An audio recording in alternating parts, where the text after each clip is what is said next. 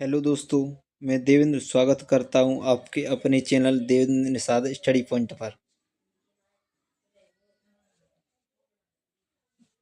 तो आज का हमारा टॉपिक है भारतीय संविधान। भारतीय संविधान के विकास का इतिहास। संविधान किसी भी देश का कानूनी दस्तावेज है।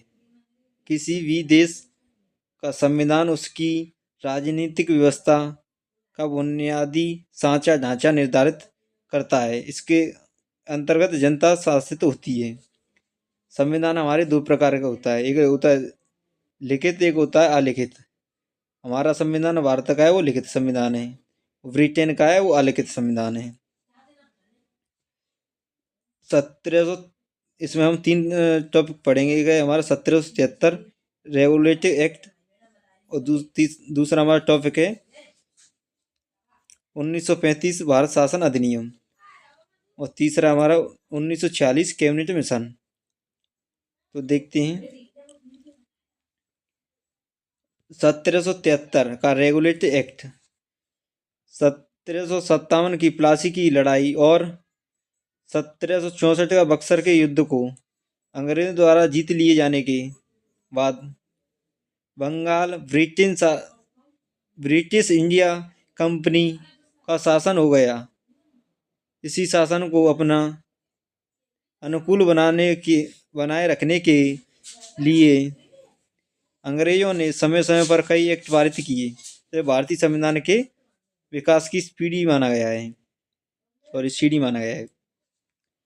रेगुलेटिव एक्ट के तहत 1774 में कोलकाता में एक सुप्रीम कोर्ट की स्थापना की गई।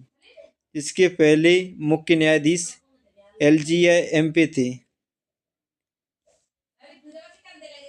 इसके मुख्य न्यायाधीश LGA-MP थे। नेक्स्ट देखते हैं 1935 का भारत शासन अधिनियम। भारतीय संविधान का बहुत सा भाग इस अधिनियम से लिया गया है। इस अधिनियम द्वारा म्यांमार को भारत से अलग कर दिया गया था। इसी के अंतर्गत भारतीय रिजर्व बैंक की स्थापना हुई।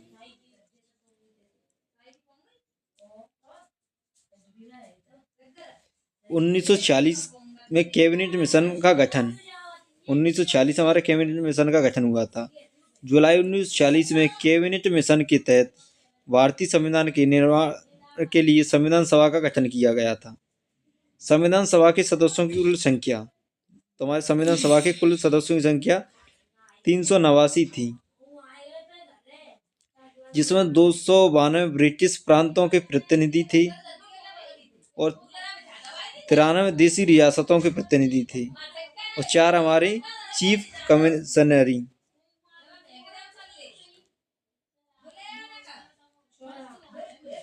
संविधान सभा, इसमें हमारे 3 डेट इम्पोर्टेंट हैं। 9 दिसंबर 1940, 11 दिसंबर 1940, 13 दिसंबर 1940। तो 9 दिसंबर 1940 संविधान सभा की प्रथम बैठक हुई। सभा के सबसे बुजुर्ग सदस्य डॉक्टर सच्चिदानंद सिन्हा को सभा का अस्थायी अध्यक्ष चुना गया। मुस्लिम लीग ने इस बैठक का बहिष्कार किया। 11 दिसंबर 1946 डॉक्टर राजेंद्र प्रसाद को संविधान सभा का स्थायी अध्यक्ष चुना गया। 13 दिसंबर 1940 जवाहरलाल नेहरू ने सभा के समक्ष उद्देश्य प्रस्ताव पेश किया। जवाहरलाल नेहरू ने उद्देश्य प्रस्ताव को पेश किया। इसी के साथ संविधान बनाने की कार्रवाई शुरू हुई।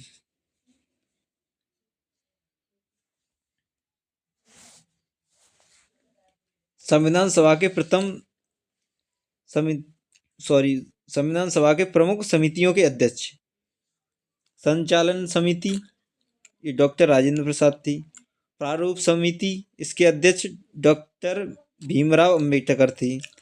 प्रांतीय संविधान समिति, इसके अध्यक्ष सरदार वल्लभ भाई पटेल थे।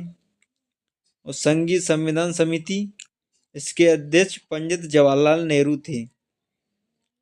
राष्ट्रीय ध्वज संबंधी समिति, तो इसके हमारे डॉक्टर राजेंद्र प्रसाद अध्यक्ष थे।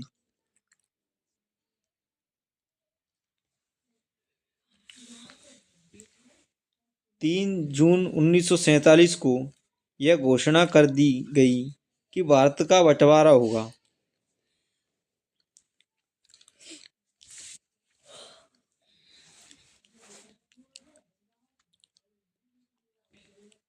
तो भारत हमारा 15 अगस्त 1947 को आज़ाद हो गया था और पाकिस्तान 14 अगस्त 1947 को आज़ाद हुआ। इस विभाजन के बाद संविधान सभा का पुनर्गठन 31 अक्टूबर 1947 को किया गया। इस बंटवारे के तहत सदस्यों की कुल संख्या हमारे 299 रह गई, जिसमें 229 प्रांतीय सदस्य, 70 देशी रियासतों के सदस्य,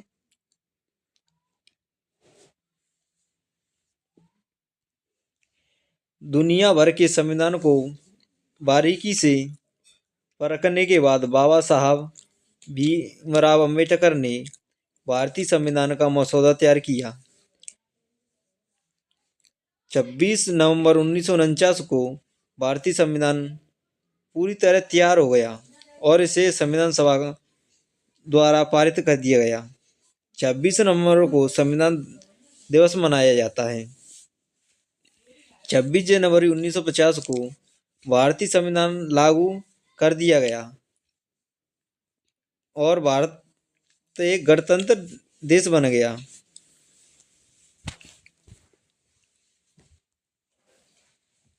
संविधान निर्माण की प्रक्रिया में कुल 2 वर्ष 11 माह और 18 दिन लगे। संविधान के प्रारूप पर कुल 114 दिन बहस हुई। संविधान के निर्माण पर कुल मिलाकर 63,96,729 रुपये खर्च हुए। जब संविधान बना तो उसे कुल 22 भाग, 395 अनुच्छेद और 8 अनुसूचियां थीं। वर्तमान संविधान में 22 भाग, 395 अनुच्छेद और 12 अनुसूचियां हैं, जिसमें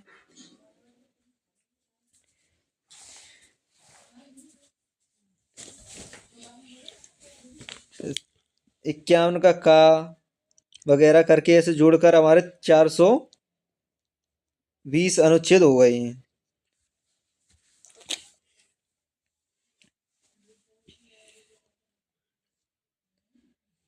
भारतीय संविधान द्वारा किए गए कुछ अन्य कार्य।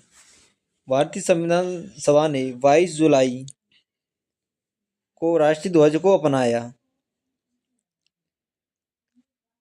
24 जनवरी 1950 को राष्ट्रीय गान को अपनाया गया। 26 जनवरी 1950 को राष्ट्रीय गीत अपनाया गया।